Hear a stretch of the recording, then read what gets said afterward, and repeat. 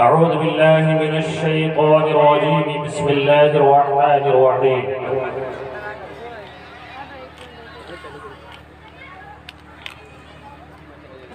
يوم نحشر المتقين إلى الرحمن وفدا ونسوق المجرمين إلى جهنم وردا وقال رسول الله صلى الله عليه وسلم أولياء الله لا يموتون بل ينتقلون من دار الفناء إلى دار البقاء صدق الله مولانا العظيم وصدق بشير النذير القدير ونحن على ذلك لمن الشاهدين والشاكرين والحمد لله رب العالمين على حضرت عظیم البرکت مجدد دین و ملت امام اہل سنت سنیت کی جان بریلی کے تاجدار کنز الکرامت جبل الاستقامت غواص بحر معرفت امام عشق و محبت حامی سنت ماہی بدعت قاطع کفر و ضلالت الشاہ امام احمد رضا خان فاضل بریلوی علیہ الرحمہ ارشاد فرماتے ہیں سر سوئے روزہ جھکا پھر تجھ کو کیا سر سوئے روزہ جھکا پھر تجھ کو کیا دل تھا ساجد نج دیا پھر تجھ کو یہ کلام اعلیٰ حضرت آپ نہیں سمجھ سکتے یہ علماء کی جماعت بیٹھی ہے اچھے نہیں سمجھتے ہیں تو آپ کیا سمجھیں گا سر صبح روزہ جھکا پھر تجھ کو کیا اور دل تھا ساجد نج دیا پھر تجھ کو کیا اور بیٹھتے اٹھتے مدد کے واسطے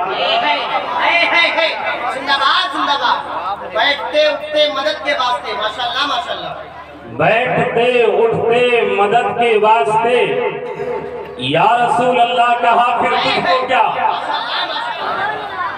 یا رسول اللہ کہا پھر تجھ کو کیا اور بے خودی میں سجدہ دریا طوا بے خودی میں سجدہ دریا طوا جو کیا اچھا کیا پھر تجھ کو کیا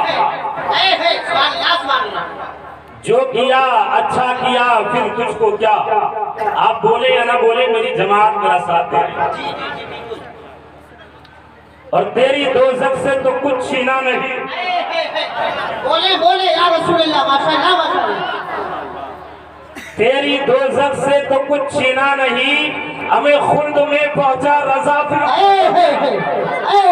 زندہ باد زندہ باد خلد میں پہنچا رضا پھر تجھ کو کیا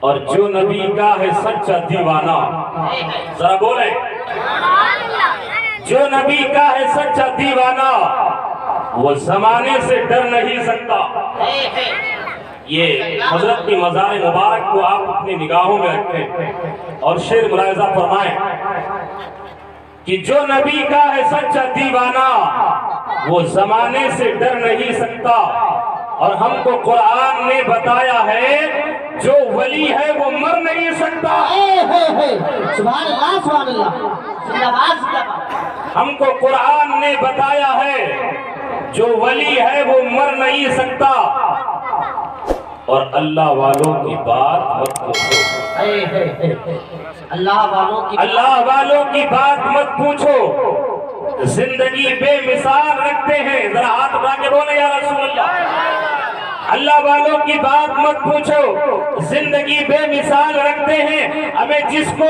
قدرت فقیری کہتی ہے اپنی گدڑی میں لال رکھتے ہیں نعرہ تکبیر دونوں ہاتھوں کو جاکر بولے نعرہ تکبیر نعرہ رسالت مسلک اعلیٰ حضرت عظمت اولیاء اکرام نعرہ تکبیر نعرہ رسالت زندہ باد زندہ باد جس کو قدرت فقیری کہتی ہے اپنی جھولی میں لال رکھتے ہیں اور دو مصرع اور سماعت کر لیں دو شعر کہ مصطفیٰ کا غلام زندہ ہے آخری مصرع جب میں پڑھوں گا تو میرا ایمان یہ کہتا ہے آپ لوگ سنبھال نہیں پائیں گے اپنے آپ کو کہ مصطفیٰ کا غلام زندہ ہے. ذرا بولے طرف کہ آپ ادھر نہ دیکھیں مجھے دیکھیں. مصطفیٰ کا غلام آپ بھی کہتے ہیں مصطفیٰ کا غلام زندہ ہے. مصطفیٰ کا غلام مصطفیٰ کا غلام مصطفیٰ کا غلام سب نبی کے غلام ہیں. جی جی جی بے شک. مصطفیٰ کا غلام زندہ ہے اور سنیوں کا امام مصطفیٰ کا غلام زندہ ہے سنیوں کا امام آج بھی دیکھ لو زمانے میں ہمیں اعلیٰ حضرت کا نام زندہ ہے.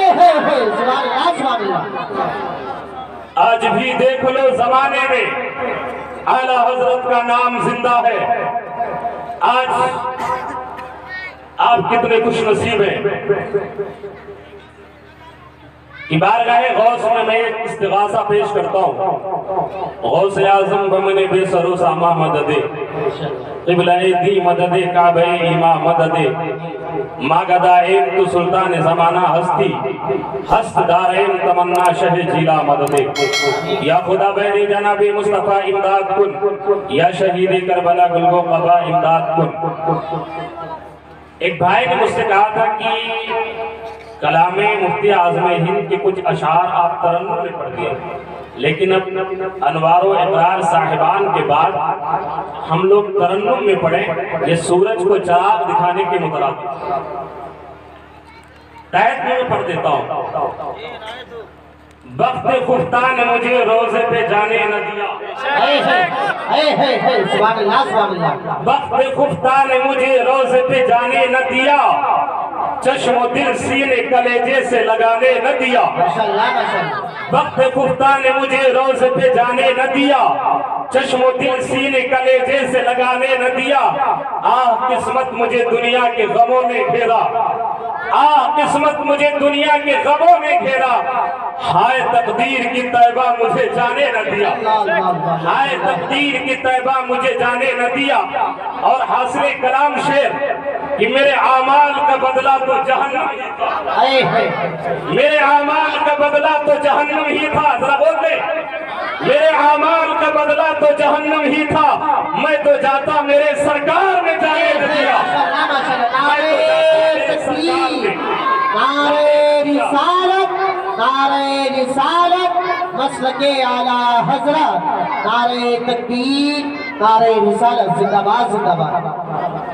میں تو جاتا میرے سرکار نے جانے نہ دیا اور میرے اعمال سیاہ نے کیا جینا دوبھر. میرے اعمال سیاہ نے کیا جینا دوبھر زہر کھاتا تیرے ارشاد نے کھانے نہ دیا. ایک چمکتی سی غزل اور پڑھو اے نوری. ایک چمکتی سی غزل اور پڑھو نوری. یا رسول اللہ زندہ باد ماشاءاللہ. ایک چمکتی سی غزل اور پڑھو اے نوری رنگ اپنا ابھی شعراء نے جمنے نہ دیا. تلاوت کردہ آیت کریمہ کے ضمن میں کچھ باتیں عرض کرنے سے قبل آئیے ہم سب مل کر اپنی اور ساری کائنات کے مرکز عقیدت باعث تخلیق کائنات آقا کل میدان محشر میں ہم گنہگاروں کی شفاعت کروا کے جنت دلوانے والے آقا مالک ای و آ جناب محمد رسول اللہ صلی اللہ علیہ وسلم کی بارگاہ پرانوار میں اپنے غلامی کا ثبوت دیں اور درود پاک پڑھیں. اللہم صلی علی سیدنا و شفیعنا مولانا محمد معدن الجود والکرم والہ الکرام و ابنہ الکریم وبارک وسلم. مائک آپریٹر صاحب سے گزارش ہے کہ یہ گونج جو ہے یہ تھوڑا کم کر دیں تاکہ آواز مکمل سمجھ میں آنے لگے. آواز بھاری کر سکتے ہیں لیکن گونج کم کر دیں. ایک بار اور درود شریف پڑھ لیں. صلی اللہ علیہ نبی امی وآلہ صلی اللہ علیہ وسلم صلاۃ و سلام علیک یا رسول اللہ صلی اللہ تعالی علیہ وسلم. حضرات جب آپ درود شریف پڑھیں نبی کا نام آئے انگوٹھے کو چوم کر اپنی آنکھ سے لگا لیں بڑی برکت ہوگی. ایک حدیث میں ہے عن ابی ہریرہ قال قال رسول اللہ صلی اللہ علیہ وسلم من سمع اسمی فی الاذان ووضع إبهاميه على عينيه فأنا طالبوه في صفوف القيامة وقائده إلى الجنة. میرے آقا فرماتے ہیں جو میرا نام سن کر کے اور اپنے انگوٹھے کو چوم کر آنکھوں سے لگا لے فَأَنَا طَالِبُهُ فِي صُفُوفِ الْقِيَامَةِ. سب یہ واحد صفوف یہ سب کی جمع ہے، یہ پڑھا لکھا طبقہ موجود ہے. آقا فرماتے ہیں کہ میدان محشر میں جب امتیوں کی جماعتیں بنائی جائیں گی، آقا فرماتے ہیں فَأَنَا طَالِبُهُ فِي صُفُوفِ الْقِيَامَةِ، تو میں اسے قیامت کی جماعتوں میں تلاش کروں گا. سبحان اللہ سبحان اللہ. وَقَائِدُهُ إِلَى الْجَنَّةِ، اور اسے اپنے پیچھے پیچھے جنت میں لے کر کے جاؤں گا. یار عمل کتنا چھوٹا ہے، یہ حدیث ضعیف ہے، لیکن ترغیب کے معاملے میں، اعمال کے معاملے میں ضعیف حدیث کی عمل کرنا جائز ہے، مستحسن ہے. اس کو نقل کیا ہے حضرت علامہ مفتی احمد یار خان نعیمی نے اپنی کتاب جعل حق وضاحت الباطل میں. درود شریف یہ وہ شے ہے جو نبی کی بارگاہ میں قبول کی جاتی ہے، اور جب ہم نبی کو سلام کرتے ہیں تو میرے آقا اپنے غلاموں کے سلام کا جواب دیتے ہیں. درود یہ قبول کیا جاتا ہے اور سلام اس کا جواب ملتا ہے. اور ہمارا عقیدہ ہے بے شک میرے آقا حیات میں، کیونکہ حضرت سعید ابن مسیب جنگ حرہ کے موقع پہ وہ بیان کرتے ہیں میں پاگل بن کر کے مسجد نبوی میں 3 دن کے لیے ٹھہر گیا. 3 دن تک ظالموں نے پابندی لگا دیا مسجد نبوی میں اذان نہیں ہو سکتی ہے. حضرت سعید ابن مسیب یہ صحابی رسول ہیں، بیان کرتے ہیں کہ میں پاگل بن کر کے مسجد نبوی میں رہ رہا تھا. ظالموں نے اذانیں تو بند کرا دی تھی، لوگ یہ سمجھ رہے تھے کہ اب مسجد نبوی میں اذان نہیں ہوگی، لیکن حضرت سعید ابن مسیب بیان فرماتے ہیں کہ میں کبھی اس گوشے میں ہوتا، کبھی اس گوشے میں ہوتا، کبھی اس گوشے میں ہوتا، کبھی اس گوشے میں ہوتا، کبھی اس کھمبے کے پاس جاتا، کبھی اس کھمبے کے پاس جاتا، کبھی یہاں بیٹھتا، کبھی وہاں بیٹھتا. اے کاش کوئی آ جاتا جو صدائے توحید بلند کر دیتا. حضرت سعید ابن مسیب کہتے ہیں کہ میں 3 دن تک مسجد نبوی شریف میں پاگل بن کر کے حاضر تھا.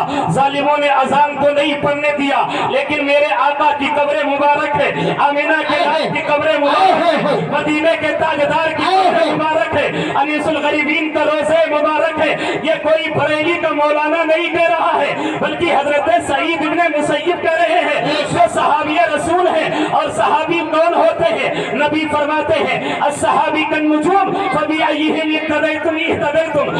صحابہ ستاروں کی طرح ہے، تم ان میں جس کی ابتدا کر لو گے راہ ہدایت پا جاؤ گے. حضرت سعید ابن مسیب کہتے ہیں ظالموں نے 3 دن تک مسجد نبوی میں اذان تو نہیں ہونے دیا، لیکن میرے آقا کے قبر مبارک سے جب اذان کا ٹائم ہوتا تھا تو اذان کی آواز آیا کرتی تھی، اذان کی آواز آیا کرتی تھی.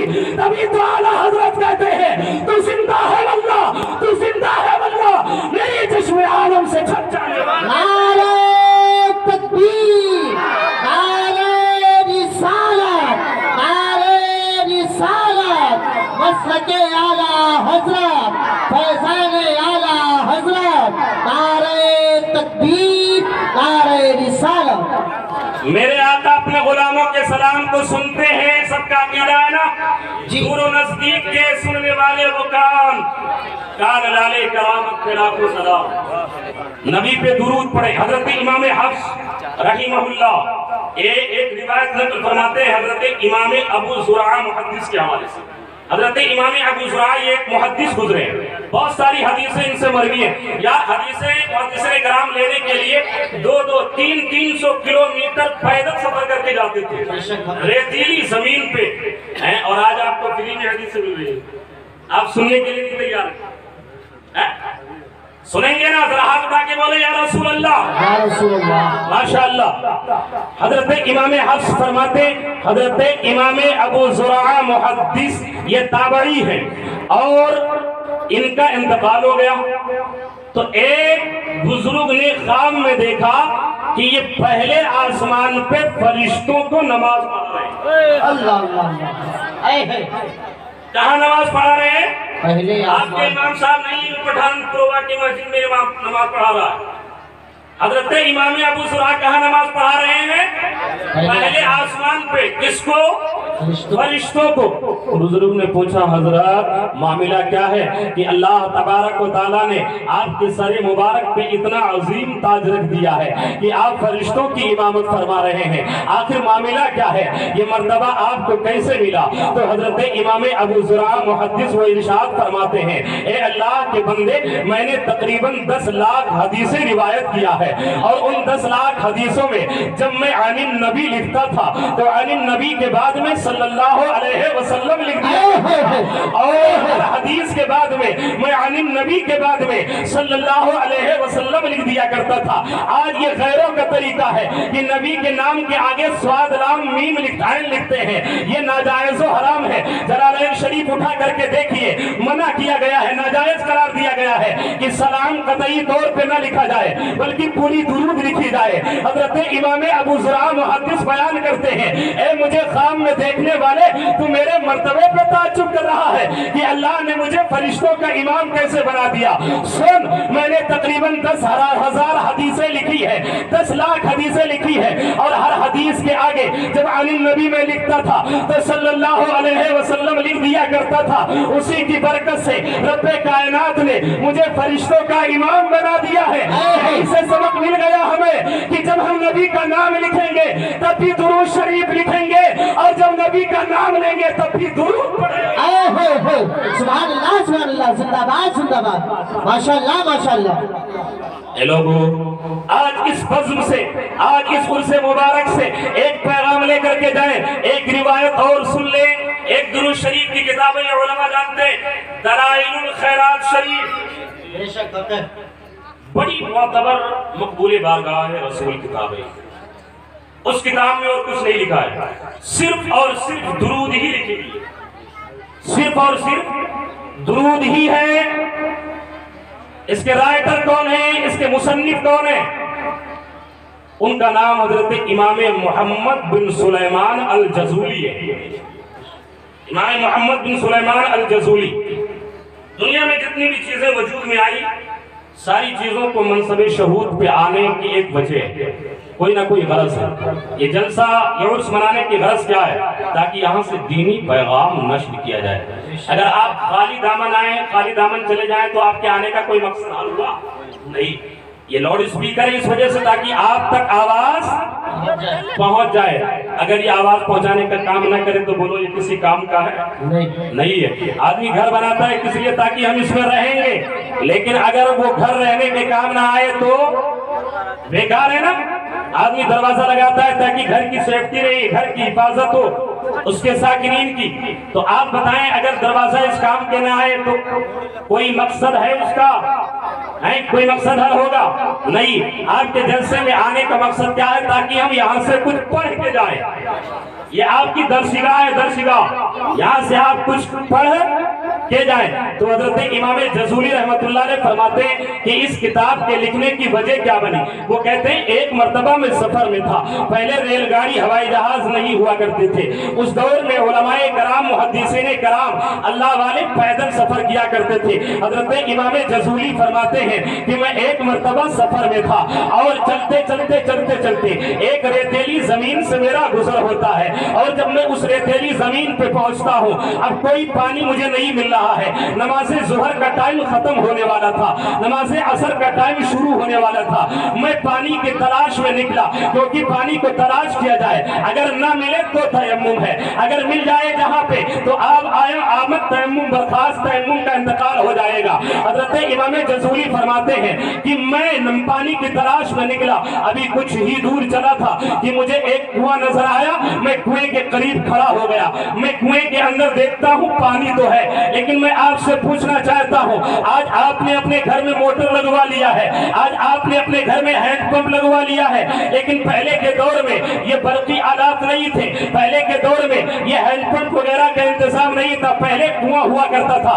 امام جزولی فرماتے ہیں میں कुएं के करीब गया और मैं उसके करीब खड़े होकर के कभी पानी को देखता हूँ और फिर सोचता हूँ अगर कहीं से डोल और रस्सी का इंतजाम हो जाता तो मैं पानी निकाल करके और वजू फरमा लेता, नमाज ज़ोहर अदा कर लेता। ये कौन कह रहे हैं? इमाम जज़ूली सोच रहे हैं। कभी दाहिने नजर डालते हैं, कभी बाएं नजर डालते हैं, कभी आगे नजर डालते हैं, कभी पीछे नजर डालते हैं। रास्तों जब आगे पीछे दाएं बाएं हर तरफ को नजर को दौड़ा रहे हैं। आकाश कोई डोल लेकर के आ जाता, आकाश कोई रस्सी लेकर के आ जाता। इतने में एक नन्ही सी बच्ची है, तकरीबन 6 साल की उम्र है, वो दौड़ करके इमाम जज़ूली के करीब आती है और कहती है चाचा जान आप कुछ परेशान सा लग रहे हैं। इमाम जज़ूली फरमाते हैं हाँ हाँ बेटा मैं परेशान हूँ। चाचा जान आप क्यों परेशान है? बेटा मुझे वजू करना है, कुआं में पानी तो मौजूद है लेकिन डोल नहीं है, रस्सी नहीं है। वो नन्ही सी बच्ची कहती है चाचा आप हैं कौन? इमाम जज़ूली फरमाते हैं बेटा मेरा नाम मोहम्मद बिन सुलेमान अल जज़ूली है। नन्ही सी बच्ची है, जवाब देती है चाचा जान मेरी माँ मुझे गोद में ले करके और जब वो औलिया अल्लाह का जिक्र किया करती है तो आपका नाम भी आ जाता है। आप औलिया में हैं और आपको भी कुएं से पानी निकालने के लिए डोल और रस्सी की जरूरत पड़ रही है। मुझे तो ताज्जुब हो रहा है, ये नन्ही सी बच्ची है जब ये कहती है इमाम जज़ूली में हैरत है। कहते हैं बेटा तो क्या बगैर डोल और रस्सी के भी पानी निकाला जा सकता है? नन्ही बच्ची जवाब देती है हाँ हाँ चाचा जान बगैर डोल और रस्सी के भी पानी निकाला जा सकता है। इमाम जज़ूली फरमाते हैं बेटा तो जरा वो तरकीब बता दो। एक वक्त का इमाम है, नन्ही सी बच्ची से पूछ रहे हैं बेटा जरा ये बताओ आखिर पानी निकाला कैसे जाएगा? अब वो नन्ही सी बच्ची है अपने नन्हे नन्हे कदमों को बढ़ाती है, नन्हे नन्हे कदमों को बढ़ाती है, आहिस्ता आहिस्ता आहिस्ता आहिस्ता आहिस्ता आहिस्ता अपने कदमों को बढ़ा करके कुएं के करीब आई है और आने के बाद में अपने मुंह शरीफ से लुआब शरीफ को निकाला है, थूक को निकाला है और निकालने के बाद में कुएं के अंदर डाला है। नन्ही सी बच्ची का थूक कुएं में पड़ना था। इमाम जज़ूली फरमाते हैं मैं समझ नहीं पा रहा था बच्ची का थूक पहले पहुंच रहा है या कुएं का पानी पहले बाहर है। नारे तकबीर, कड़क में बोले नारे तकबीर, नारे रिसालत, नारे रिसालत, मसलके आला हजरत पठाननपुर का सुन्नी मुसलमान, पठाननपुर का सुन्नी मुसलमान, नारे तकबीर, नारे रिसालत, जिंदाबाद जिंदाबाद। इमाम जज़ूली फरमाते हैं मैं समझ नहीं पा रहा था आखिर बच्ची का थूक पहले पानी में पहुंच रहा है या कुएं का पानी पहले ऊपर आ रहा है। इमाम जज़ूली फरमाते हैं बेटा जरा ये बता तेरे थूक में ये तासीर आई तो कहां से आई, ये बरकत आई तो आज कहां से आई, ये मर्तबा तुझे मिला तो कहां से मिला, ये रिफात मिली तो कहां से मिली, ये बुलंदी मिली तो कहां से मिली, ये उरूज मिला तो कहां से मिला, ये बरकत मिली तो कहां से मिली? नन्ही सी बच्ची जवाब देती है मेरे आका मैं नबी पाक पे कसरत से दुरूद पढ़ती हूँ, थूक में ये बरकत अता फरमा। माशाअल्लाह माशाअल्लाह, जिंदाबाद जिंदाबाद, माशाअल्लाह माशाअल्लाह, सुभान अल्लाह। आज हमारी और आपके बच्चों को क्या शौर होती है? बरोबर 6-7 साल की उम्र क्या है? हमारा बच्चा तो आज गोली खेलता है जी, गुल्ली डंडा खेलता है। लेकिन वो माएँ थी कि जब अपने बच्चों को लेकर के जब गोद में लिया करती थी तो नबी पे कुरान पढ़ करके सुनाया करती थी, नबी की नाज सुनाया करती थी। कभी सिद्दीक अकबर का जिक्र कर रही है तो कभी फारूक आजम का जिक्र कर रही है तो कभी उस्मान गनी का जिक्र कर रही है तो कभी मौला अली का जिक्र कर रही है तो कभी तलहा जुबैर का जिक्र कर रही है, कभी अबू उबैदा इब्ने जर्राह का जिक्र कर रही है, कभी जाबिर इब्ने अब्दुल्लाह का जिक्र कर रही है, कभी गौसे आजम का जिक्र कर रही है। तो आलम यह होता था कि जब वो माएँ अपने बच्चों को गोद में लेकर के नबी का कुरान पढ़ करके सुनाया करती थी, नबी पे दुरूद पढ़ करके सुनाया करती थी, नबी पे सलातो सलाम पढ़ करके उन्हें सुनाया करती थी, नबी की नात पढ़ करके सुनाया करती थी। तो आलम यह होता था कोई बच्चा गौसे आजम बन रहा है तो कोई गरीब नवाज बन रहा है तो कोई सैयद सालार बन रहा है तो कोई मखदूम अशरफ बन रहा है तो कोई वारिस देवा बन रहा है तो कोई साबरे कलीर बन रहा है तो कोई आला हजरत बन रहा है तो कोई मुफ्ती आजम बन रहा है और कोई इस दौर का सबसे बड़ा पीर ताज शरीया बन रहा है। नारे तकबीर, नारे रिसालत, उनसे मुक़द्दस مسلک اعلی حضرت نعرہ تکبیر نعرہ رسالت زندہ باد زندہ باد۔ آج کی مائیں بھی اگر اپنے بچوں کو گانا فلمی سٹوری اور سیریل نہ دکھائیں بلکہ انہیں آپ قرآن پڑھ کر کے سنائیں نبی پہ درود پڑھ کر کے سنائیں تو میرا ایمان یہ کہتا ہے آپ کا بیٹا گرچہ غوث اعظم نہ بن پائے لیکن غلام غوث بن سکتا ہے غلام غریب نواز بن سکتا ہے غلام اعلیٰ حضرت بن سکتا ہے غلام مفتی اعظم بن سکتا ہے غلام سید سالار بن سکتا ہے غلام صابر کلیر بن سکتا ہے غلام وارث ڈیوا بن سکتا ہے غلام مفتی اعظم بن سکتا ہے غلام تاج الشریعہ بن سکتا ہے اور جب آپ کا بیٹا غلام تاج الشریعہ ہو جائے گا اور جب اس دور میں کوئی مسلک اعلیٰ حضرت پہ چھیٹا کشی کرے گا کوئی نبی کے علم غیب کا انکار کرے گا کوئی نبی کے تصرفات کا انکار کرے گا کوئی نبی کے معجزات کا انکار کرے گا کوئی جب عرس کو ناجائز و حرام کہے گا کوئی جب میلاد کو ناجائز و حرام کہے گا تو آپ کا بیٹا اپنے سینے کو ٹھوک کر کے اور کھڑا ہو جائے گا اور اعلیٰ حضرت کی زبان میں یہ کہتا ہوا نظر آئے گا ہشتگ ڈالیں گے ہم مثل فارس نجد کے یہ گرا کے جائیں گے اور یہ کہتا نظر آئے گا دشمنی احمد پہ شدت کیجئے ملحدوں کی کیا مروت کیجئے خیز میں چل جائے بے دینوں کے دل یا رسول اللہ کی کثرت سبحان اللہ نعرہ تکبیر پڑھ کر بولے نعرہ تکبیر نعرہ رسالت مسلک اعلی حضرت عرس مقدس نعرہ تکبیر نعرہ رسالت۔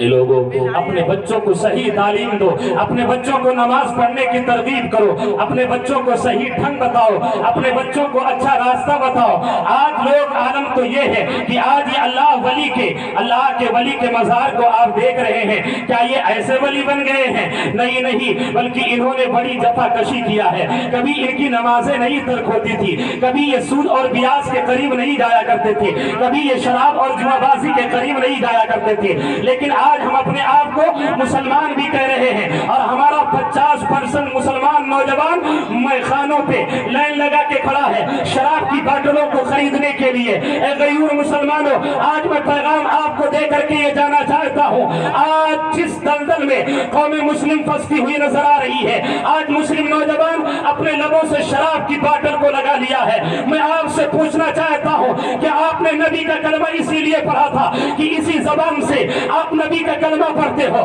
اسی زبان سے اپنے آپ کو کہتے ہو کہ مسلمان ہیں اسی زبان سے کہتے ہو کہ نبی کے وفادار ہیں اسی زبان سے کہتے ہو یا حسین المدد کبھی نام کبھی وقت آتا ہے تو کبھی حسین کا نعرہ لگاتے ہو کبھی امام حسن کا نعرہ لگاتے ہو کبھی امام علی اکبر کا نعرہ لگاتے ہو کبھی غوث کا نعرہ لگاتے ہو میں آپ سے پوچھنا چاہتا ہوں کہ آج لوگ شراب خانوں پہ جا کر کے لائن لگا کے کھڑے ہیں سنو میرے آقا کا پیغام ہے کہ شراب کا ایک قطرہ پیشاب کے 70 قطروں کے برابر ہے اللہ اللہ اللہ اللہ شراب کا ایک قطرہ پیشاب کے 70 قطروں کے برابر ہے آج ایک ڈاکٹر کہہ دے آپ یہ چیز مت کھائیے گا ورنہ آپ کے لیے بہتر نہیں ہے آپ بیمار پڑ جائیں گے یار میرے نبی نے فرمایا ہے اللہ اللہ آمینہ کے لال نے فرمایا ہے اور نبی کا قول وما ينطق عن الهوى ان هو الا وحی یوحى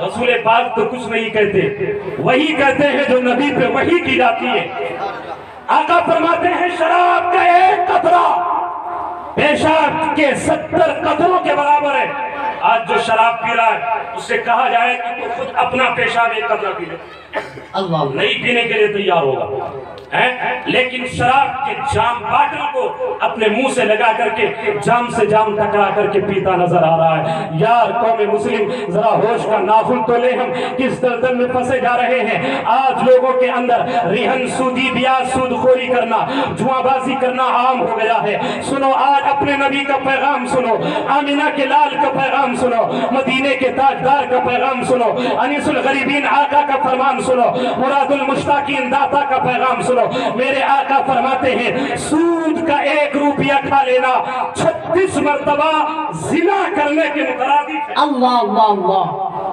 اور آپس میں مسلمان ریہن بھی لیتے ہیں آج اگر کسی کے گھر میں شادی ہے تو شادی ہو، اگر بیٹی کی شادی ہے، وہ غریب ہے، اگر وہ شادی نہیں کر سکتا، آپ کے دروازے پہ گیا، بھائی آپ ذرا میری لیے تھوڑی سی مدد کر دیں، 20,000 روپیہ دے دیں، میں اپنی بیٹی کا نکاح کر دوں، اللہ اکبر، تو آپ کیا کہتے ہیں کہ آپ کا جو وہ 1 بیگھہ کھیت ہے نا، آپ مجھ کو دے دیں، میں ریہن کے طور پہ آپ کو 20,000 روپیہ دے دوں گا۔ یار آپ کہاں بھٹکتے نظر آ رہے ہیں؟ یہ کوئی اور مانگنے نہیں آیا ہے، آپ کا بھائی مانگنے آیا ہے، آپ کا پڑوسی مانگنے آیا ہے، آپ کا ایمانی بھائی مانگنے کے لیے آیا ہے۔ آج اس سے آپ سودی لین دین کرتے نظر آ رہے ہیں، اور عالم یہ ہے کہ ہم اس سے سود کے لیے اسے آمادہ کر رہے ہیں۔ اب وہ آدمی مجبور ہو کر کے اس پہ وہ ہاں بھر لیتا ہے۔ میں آپ سے پوچھنا چاہتا ہوں، میرے آقا فرماتے ہیں ایک مسلمان جب ایک مسلمان کے لیے اپنے قدم کو بڑھاتا ہے، اس کی مدد کے لیے،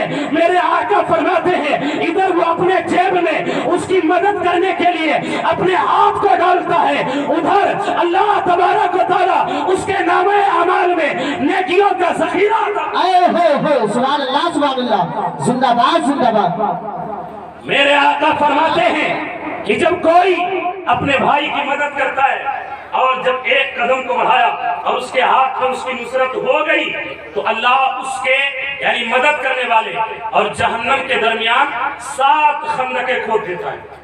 کتنی 7 خندقیں کھود دیتا ہے۔ اس کی مسافت کتنی ہے؟ جتنا فاصلہ زمین اور آسمان کے درمیان ہے۔ ایک خندق سے دوسرے خندق کے مابین کتنا فاصلہ ہے؟ جتنا زمین و آسمان کے درمیان فاصلہ ہے۔ اب آپ اندازہ لگائیں، جس کے لیے 7 خندق کھود دی گئی ہو، جس کے اور جہنم کے درمیان جس کا فاصلہ زمین سے لے کر کے آسمان تک ہو، تو وہ جہنم میں کیسے جائے گا؟ آج تو عالم یہ ہے کہ ہم ایک دوسرے کی غیبت کرتے بھی نظر آ رہے ہیں، ایک دوسرے کی برائی کرتے نظر آ رہے ہیں، سود کھوری کرتے نظر آ رہے ہیں۔ یار کب تک ہم اس دلدل میں پھنسے رہیں گے؟ میرے آقا فرماتے ہیں سود کا 1 روپیہ کھا لینا 70 بڑے گناہوں میں سے سب سے نچلے درجے کا گناہ یہ ہے کہ کوئی بیٹا اپنے ماں کے ساتھ منہ کالا کرے، اللہ اللہ، زنا کرے اپنی ماں کے ساتھ۔ یہ سود کا 1 روپیہ کھا لینے کے مطابق کہ سب میں سے جو سود میں کا گناہ ہے 70 بڑے گناہ، اس میں سے سب سے نچلے درجے کا گناہ ہے۔ اب آپ اندازہ لگائیں 17واں گناہ کتنا بڑا ہوگا، کتنا عظیم ہوگا۔ یار ہم کب اپنے گناہوں سے توبہ کریں گے؟ کب ہم اپنے گناہوں سے توبہ کر کے اور بارگاہ لم یزل میں اپنے پیشانی کو جھکا دیں گے؟ اللہ فرماتا ہے فلا تخافوہم وخافونی ان کنتم مومنین، تم کسی سے نہیں مجھ سے ڈرو اگر سچے پکے مومن ہو۔ لیکن عالم یہ ہے کہ آج صدائے توحید بلند ہوا کرتی ہے، ہم اپنے بچوں میں لگے ہیں، کاروبار میں لگے ہیں، ٹی وی اور ویسیار میں لگے ہیں، دوستوں کے ساتھ بیٹھ کر کے ہوٹل بازی کرتے نظر آ رہے ہیں۔ اے لوگوں، آج ظالم طاغوتی طاقتیں تم کو اپنے ظلم و تشدد کا نشانہ بناتی نظر آ رہی ہیں۔ آج بھی اگر تم نمازوں کی پابندی کر لو، اپنی پیشانی کو بارگاہ رب العزت میں جھکا دو، تم ادھر پیشانی جھکاؤ گے، ادھر ساری دنیا کو رب کائنات تمہارے قدموں میں اٹھا کر کے ڈال۔ نعرہ تکبیر، نعرہ رسالت، نعرہ رسالت، علماء اہل سنت، علماء اہل سنت، خطیب ہندوستان علامہ عارف رضا صاحب قریشی، نعرہ تکبیر، نعرہ رسالت، علماء اہل سنت، عرص مقدس، عرص مقدس، نعرہ تکبیر، نعرہ رسالت۔ آپ دیکھیں ممبر رسول پہ مصدر علم و حکمت خطیب ہندوستان حضرت علامہ مفتی عارف صاحب قبلہ مقدس اللہ العالی تشریف فرمائیں۔ بس میں بمشکل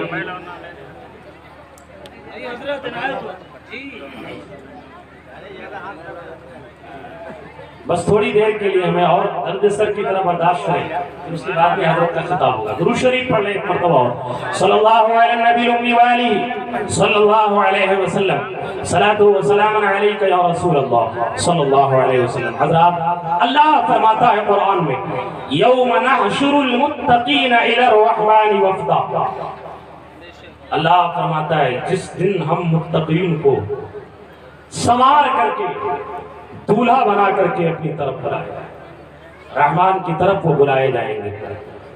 تو دولہا کون بنائے جائیں گے؟ جو متقی ہیں، جو پرہیزگار ہیں، نماز روزے کے پابند ہیں، تمام تر منہیات شرعیہ سے وہ منزہ ہیں، طیب و طاہر ہیں، دولہا بنائے جائیں گے۔ وہ میرے غوث دولہا بنائے جائیں گے، میرے غوث دولہا بنائے جائیں گے، دولہا بنائے جائیں گے میرے غریب نواز، دولہا بنائے جائیں گے میرے صابر کلیت، دولہا بنائے جائیں گے سرکار مخدوم اشرف جہانگیر سمنانی، دولہا بنائے جائیں گے سرکار سید سالار مسعود غازی، دولہا بنائے جائیں گے میرے اعلیٰ حضرت، دولہا بنائے جائیں گے میرے مفتی اعظم، دولہا بنائے جائیں گے سرکار تاج الشریعہ۔ اور جب یہ دولہا بنائے جائیں گے اور جب ان کو اچھا دولہا کا عالم کیا ہوتا ہے؟ جب تک دولہا بارات میں نہ آ جائے تب تک باراتیوں کو کچھ ملتا نہیں ہے،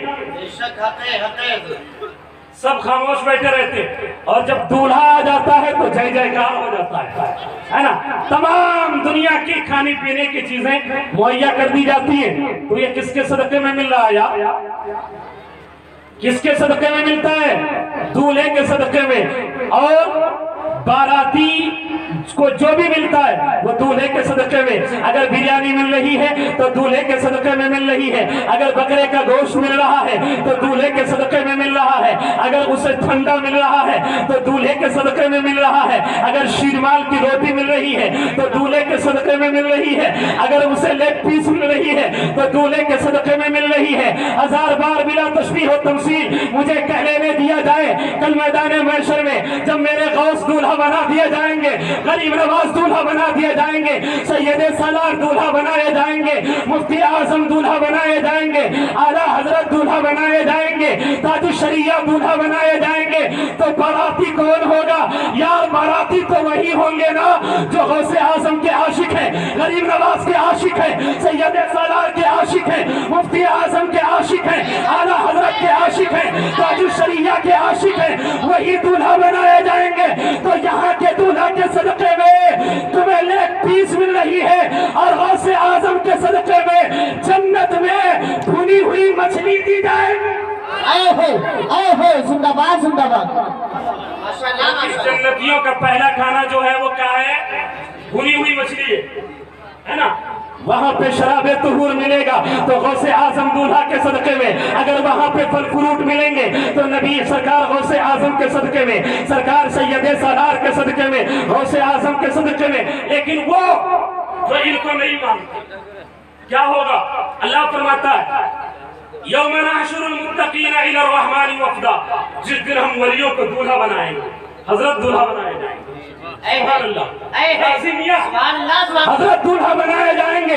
اور جب یہ دولہا بنائے جائیں گے اور جب ان کی کرسی لگے گی تو ہم دیکھیں گے یہ غازی میاں ہیں جن کا ہم پٹھانم پورہ میں عرس منا رہے تھے، تو میرے غازی میاں بھی تمہیں اشارہ کر دیں گے، ہاں ہاں آؤ آج میرے صدقے میں تم بھی میرے ساتھ چلو۔ کیونکہ منطق میں نسبت کس کو کہتے ہیں؟ دو چیزوں کے درمیان لگاؤ کو نسبت کہتے ہیں، دو چیزوں کے درمیان لگاؤ کو نسبت کہتے ہیں۔ تو اب ہماری ان سے نسبت ہے نا، تو غوث اعظم غریب نواز سید سالار مسعود غازی میرے اعلیٰ حضرت مفتی اعظم و تاج الشریعہ و سرکار غازی، جب یہ دولہا بنائے جائیں گے ہم تو ان کے چڑھوں میں چلے جائیں گے، ہم تو ان کے دامن کرم میں چلے جائیں گے۔ لیکن وہ جو نہیں مانتے ان کے بارے میں کیا ہے؟ آگے خود آگے اللہ ارشاد فرما دیتا ہے نا، وَنَحْشُرُ، آگے اللہ ارشاد فرماتا ہے وَنَسُوقُ الْمُجْرِمِينَ إِلَى جَهَنَّمَ وِرْدًا، اور مجرمین کو پیاسا ہانکا جائے گا۔ تو جو انہیں نہیں مانتے ہیں، جو غوث اعظم کو نہیں مانتے ہیں، جو سید سالار کو نہیں مانتے ہیں، جو اعلیٰ حضرت کو نہیں مانتے ہیں، جب ان کی کرسیوں کو دیکھیں گے اور انہی کے سامنے سے جب ان مجرموں کو، ان جہنمیوں کو جب ہاتھ کر کے فرشتے کوڑے سے مار کر کے لے کر کے جائیں گے اور یہ جب دیکھیں گے، ارے یہ تو غوث اعظم بنے، ارے یہ تو غازی پاک دلہا بنا دیے گئے، ارے یہ تو غازی میاں دلہا بنا دیے گئے، تو فرشتے کہیں گے اب کیا دیکھتا ہے، وہاں تو نہیں مانتا تھا، یہاں دیکھ کر کے اقرار کر رہا ہے، انہیں ہنٹر مار کر کے جہنم میں رسید کر دیا۔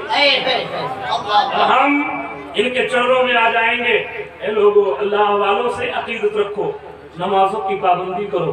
ان لوگوں نے کبھی نمازوں کو چھوڑا نہیں ہے۔ میرے آقا فرماتے ہیں جو ایک وقت کی نماز جان بوجھ کر کے چھوڑ دے، من ترک الصلاۃ متعمدا فقد کفر، جو جان بوجھ کر کے ایک وقت نماز چھوڑ دے ایک وقت کی، وہ کافر ہو جائے گا۔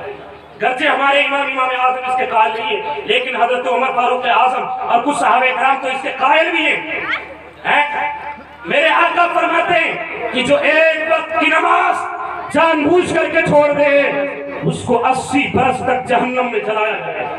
اللہ اکبر، اللہ اکبر۔ یار ہمارے اعمال کھل کر کے آئیں گے۔ رب فرماتا ہے فَمَن يَعْمَلْ مِثْقَالَ ذَرَّةٍ خَيْرًا يَرَهُ وَمَن يَعْمَلْ مِثْقَالَ ذَرَّةٍ شَرًّا يَرَهُ، جو ذرہ برابر نیکی کرے گا وہ بھی اس کو دیکھے گا، جو ذرہ برابر برائی کرے گا وہ بھی اس کو دیکھے گا۔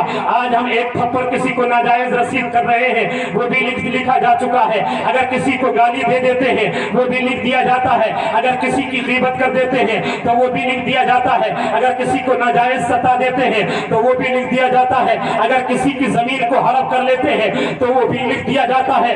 بس میرے آقا صلی اللہ علیہ وسلم فرماتے ہیں جو کسی کی ایک بالشت زمین ناجائز قبضہ کر لے تو اسے 7 زمین کا طوق بنا کر اس کے گلے میں ڈال دے۔ اور آج تو بگہے کا بگہا ہڑپ کر رہے ہیں، میڑ کاٹتے ہیں، سنتر کاٹتے نظر آتے ہیں۔ یار اتنے سے کیا ہو جاتا ہے؟ میرے آقا فرماتے ہیں جو کسی کا 1 روپیہ ناجائز کھا لے، کل اس کے اوپر ایک ایسا ہتھوڑا پڑے گا کہ وہ تحت الثری میں جا کر کے رکے گا۔ اے لوگوں یہ ناجائز کام چھوڑ دو، نماز روزے کی پابندی کر لو۔ آج ظالم طاغوتی طاقتیں تمہیں اپنے قد میں ظلم و تشدد کا نشانہ بنا رہی ہیں۔ کیا وجہ ہے؟ کہیں ہماری مساجد توڑی جا رہی ہے، کہیں خانقاہ توڑی جا رہی ہے، کہیں ہمارے گھر جلائے جا رہے ہیں۔ آج کیا وجہ ہے کہ ہم نے اپنے اسلاف کے نقوش اقدام کو چھوڑ دیا ہے؟ اسی وجہ سے آج ہمارے اوپر یہ ظلم و بربریت کے ساتھ پیش آ رہے ہیں۔ اب بھی اگر ہم اپنے اسلاف کے نقوش اقدام یعنی ان کے قدموں کے نقوش کو اپنا لے تو یہ ظالم طاغوتی طاقتیں تمہارے قدموں کو چومتی نظر آئیں۔ لیکن شرط ہے کہ ہم ان کے نقوش اقدام کو اپنا لیں۔ آج ہمارا ایک نوجوان جو ہے ایک بری لعنت میں پھنسا ہے۔ میں ایک بات بتا کے ایک حدیث پڑھ کے میں اپنی گفتگو ختم کرتا ہوں۔ آج لوگ کہتے ہیں کہ عرس کیوں منایا جاتا ہے؟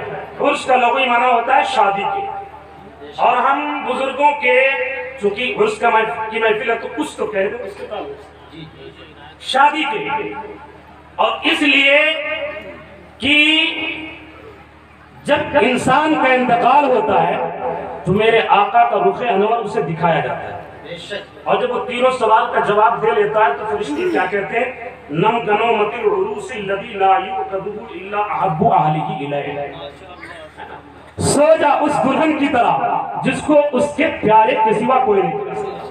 ہم بزرگوں کے وصال کی تاریخ میں اسی وجہ سے ان کا جشن مناتے ہیں، ان کی بارگاہ میں خراج عقیدت پیش کرتے ہیں کہ آج کی تاریخ میں انہوں نے اپنے آقا کا دیدار کیا اور یہ ہم پر خوش ہو جائیں گے۔ اگر انہوں نے ہاتھ کو اٹھا دیا تو بیڑا پار ہو جائے گا۔ ایک حدیث سنیں، آج ہم قبروں پہ پھول ڈالتے ہیں، ایسالِ ثواب کرتے ہیں۔ ان 2 مسائل کا میں اظہار کر کے پھر میں اپنے گفتگو کو ختم کر دوں۔ حدیث پاک سن لیں، میرے آقا فرماتے ہیں جلیل القدر صحابی حضرت عبداللہ ابن عباس سے یہ حدیث مروی ہے، سید المفسرین ہے۔ حدیث پاک سن لیں، عن ابن عباس قال مر النبي صلى الله عليه وسلم على قبرين فقال إنهما يعذبان وما يعذبان في كبير أما هذا فكان لا يستنزه من البول وأما هذا فكان يمشي بالنميمة ثم دعا بأصيب رطب فشقه باثنين ثم غرس على هذا واحدا وعلى هذا واحدا وقال لعله يخفف عنهما ما لم ييبسا. یہ حدیث شریف آپ مشکات شریف میں بھی دیکھ سکتے ہیں، نسائی شریف میں بھی دیکھ سکتے ہیں، بخاری شریف میں بھی دیکھ لیں، مسلم شریف میں بھی دیکھ سکتے ہیں. میں نے الفاظ جو پڑھے ہیں یہ ابو داؤد شریف کے، میں نے متن حدیث جو پڑھی ہے یہ ابو داؤد شریف کی ہے. حضرت عبداللہ ابن عباس کہتے ہیں میں نبی کے ساتھ میں تھا صلی اللہ علیہ وسلم، سرکار کا گزر دو قبروں سے ہوا.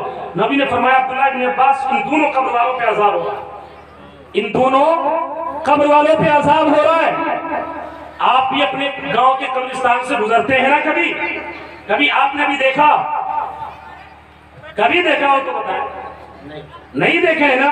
لیکن باہر میرے آقا کی نگاہ نبوت، میرے آقا دیکھ رہے ہیں کہ ان دونوں قبر والوں پہ عذاب ہو رہا ہے. تبھی تو اعلیٰ حضرت فرماتے ہیں اور کوئی غیر کیا تم سے نہا ہو بھلا جب نہ خدا ہی چھپا تم پہ کروڑوں درود. میرے آقا فرماتے ہیں عبداللہ ابن عباس ان دونوں قبر والوں پہ عذاب ہو رہا ہے اور کوئی بڑی بات کی وجہ سے نہیں. اما ھذا فکان لا یستنزہ من البول، یہ ھذا یہ قریب کے لیے آتا ہے عربی میں، یہ پڑھا لکھا مجمع موجود ہے. نبی نے قبر کے قریب کھڑے ہو کر کے فرمایا یہ لا یستنزہ من البول، پیشاب کی چھیٹ سے نہیں. اور آج کا نوجوان کسی جنس پہن لیا، کھڑے ہو کے پیشاب کر رہا ہے. سیٹیں کہاں آ رہی ہیں؟ تمہارے اوپر آ رہی ہیں. اسی لیے حکم دیا گیا ہے کہ جو زمین آگے سخت ہو اور آگے بھاری ہو اس زمین پہ پیشاب نہ کیا جائے کیونکہ چھیٹیں اوپر آئیں گی. آقا فرماتے ہیں یہ پیشاب کی چھیٹ سے نہیں بچتا تھا. وَأَمَّا هَذَا فَكَانَ يَمْشِي بِالنَّمِيمَةِ، اور یہ چغل خوری سے نہیں بچتا تھا. اب آج دیکھا جاتا ہے ہماری ماں اور بہنوں میں بھی چغل خوری بڑی عام ہو گئی. ہم ایک دوسرے کی غیبت بھی کرتے ہیں، کبھی ان کی برائی، کبھی ان کی برائی. کبھی چار عورتیں بیٹھتی ہیں تو کبھی اس عورت کی برائی، کبھی اس عورت کی برائی، کبھی کسی کی برائی. لیکن اے میری ماں اور بہنوں، آج یہ پیغام لے کر کے جاؤ کہ آج سے کسی کی غیبت نہیں کریں گی. میرے آقا فرماتے ہیں کہ غیبت کرنا یہ زنا سے بھی بے بدتر گناہ ہے اور یہ حقوق العباد میں سے. جب تک جس کی غیبت کی گئی ہو وہ معاف نہیں کرے گا آپ منزہ نہیں ہو سکتے، آپ پاک نہیں ہو سکتے. اسی سے معافی مانگیں گے تبھی آپ کا یہ گناہ معاف ہوگا. میرے آقا نے ایک مرتبہ لوگوں کو ایک روزہ رکھنے کا حکم دیا. ایک بات سن لیں، اور نبی نے فرمایا سارے لوگ مجھ سے اجازت لے کر کے افطار کریں. سارے لوگ آئے شام کے ٹائم، افطار کے ٹائم، اور اجازت لیتے گئے، افطار کرتے گئے. ایک آدمی آیا، سرکار میرے گھر میں 2 عورتوں نے روزہ رکھا ہے، اجازت دے دے. میرے آقا نے فرمایا انہوں نے روزہ رکھا ہی نہیں. اللہ، اس نے کہا سرکار میں نے انہیں کھانا کھاتے نہیں دیکھا، میں نے انہیں پانی پیتے نہیں دیکھا. میرے آقا نے فرمایا کہ انہوں نے روزہ رکھا ہی نہیں ہے، انہیں بلایا جائے. جب وہ بلائی گئی میرے آقا نے فرمایا ان سے کہا جائے کہ یہ اپنے منہ میں انگلی ڈال کر کے اور قے کریں، پلٹی کریں. جب ان دونوں عورتوں نے پلٹی کیا ہے تو ان کے منہ سے گوشت خون کا بستہ خون گرتا ہے اور وہ گوشت کے لتڑے گرتے ہیں. میرے آقا نے فرمایا اے نوجوان، میں نے کہا تھا نا ان دونوں عورتوں نے روزہ نہیں رکھا ہے. نوجوان عرض کرتا ہے سرکار کس اعتبار سے؟ میرے آقا فرماتے ہیں ان دونوں نے ظاہراً تو کچھ نہیں کھایا ہے لیکن پورے دن بیٹھ کر کے ایک دوسرے کی غیبت کیا ہے. اور غیبت کرنا یہ بڑے بھائی کا کہ گوشت کو کھانے کے مترادف ہے. تو جو اپنے بھائی کے گوشت کو کھا لے وہ روزے سے کیسے ہو سکتی ہے؟ اللہ. میرے آقا فرماتے ہیں اما ھذا فکان یمشی بالنمیمہ، یہ چغل خوری کرتا تھا. پھر نبی نے کیا کیا؟ ثم دعا بعصب رطب، پھر نبی نے کھجور کی ایک ٹہنی منگائی، ایک شاخ منگائی. فشقہ باثنین، پھر 2 حصوں میں گاڑ دیا. فار دیا، دو حصوں میں فار دیا، ثم غرس علی هذا واحدہ وعلی هذا واحدہ، پھر ایک ایک حصہ ایک ایک قبر پہ گاڑ دیا، اور آقا فرماتے ہیں وقال لعلہ یخفف عنہما ما لم یلبسا، نبی فرماتے ہیں جب تک یہ دونوں ٹہنیاں ہری رہیں گی ان کے عذاب میں کمی ہوتی رہے گی۔ ماشاءاللہ سبحان اللہ۔ اب کچھ لوگ کہتے ہیں قبروں پہ پھول کیوں ڈالتے ہو؟ آج جو ہم قبروں پہ بیری کی ڈالی رکھتے ہیں اسی حدیث سے اس کا ثبوت ملتا ہے۔ اگر کیونکہ نبی نے فرمایا جب تک یہ دونوں ٹہنیاں ہری رہیں گی ان کے عذاب میں کمی ہوتی رہے گی، کیا مطلب جو تر چیز ہوتی ہے وہ رب کی تعریف بیان کرتی ہے، اور جب تک وہ رب کی تعریف کرتی رہے گی اللہ ان کے عذاب میں کمی فرماتا رہے گا۔ اسی سے قبروں پہ پھول ڈالنے کا بھی مسئلہ نکل آیا اور کا استنباط ہوتا ہے، اور اسی سے میرے آقا کا علم غیب بھی ظاہر ہوتا ہے، اور اسی سے ایصال ثواب کے مسئلے کا بھی استنباط ہوتا ہے۔ میرے آقا صلی اللہ علیہ وسلم کا علم غیب بھی ظاہر ہوتا ہے، اور اسی سے ایصال ثواب کا مسئلہ بھی حل ہو جاتا ہے۔ نعرہ تکبیر، نعرہ تکبیر، نعرہ رسالت، نعرہ رسالت، سیدہ صاحب میاں صاحب کی بلا، سیدہ صاحب میاں صاحب کی بلا۔ کرنار کے شہزادے ہیں، یہ وہ خاندان ہے کہ جن کے بارے میں اعلیٰ حضرت نے جب قلم اٹھایا ہے تو نہ اپنے دادا کی تعریف کیا، نہ اپنے باپ کی تعریف کیا، نہ اپنی ماں کی تعریف کیا ہے، نہ اپنے خاندان والوں کی تعریف کیا ہے، بلکہ امام اہل سنت نے جب اپنے قلم کو اٹھایا ہے تو یہی اعلیٰ حضرت لکھتے ہیں یا رسول اللہ تیری نسل پاک میں ہے بچہ بچہ نور کا، تو ہے عین نور تیرا، سب گھرانہ نور کا، نور کی سرکار سے پایا تو شالہ نور کا، ہو مبارک تم کو ذوالنورین جولا نور کا، واہ کیا جود و کرم ہے شہ بتہا تیرا، نہیں سنتا ہی نہیں مانگنے والا تیرا، فرش والے تیری شوکت کا علو کیا جانے، اس روا عرش پہ اڑتا ہے فریرہ تیرا، یا صاحب الجمال و یا سید البشر من وجہک المنیر لقد نویر القمر لا يمكن الثناء كما كان حقه بعد از خدا بزرگ، تو یہ قصہ مختصر ہزار بار بشویم دہن سے مشکو گلاب ہنوز نامے تو گفتن کمال بیدبیس، یک روز سے کہنے لگے جبریل سے شاہ امم تم نے تو دیکھا ہے کہیں بتلاؤ تو کیسے ہیں ہم، کی عرض یہ جبریل نے اے مہجبی تیری قسم آفا کہا گردیدہ ام مہر بوتا ورزیدہ ام بسیار خوبہ دیدہ ام، لیکن تو چیزیں دیگری استغفر اللہ ربی من کل ذنب واتوب الیہ اشہد ان لا الہ الا اللہ واشہد ان محمدا عبدہ ورسولہ استغفر اللہ ربی من کل ذنب واتوب الیہ لا الہ الا اللہ محمد رسول اللہ صلی اللہ علیہ وسلم وما علینا الا البلاغ۔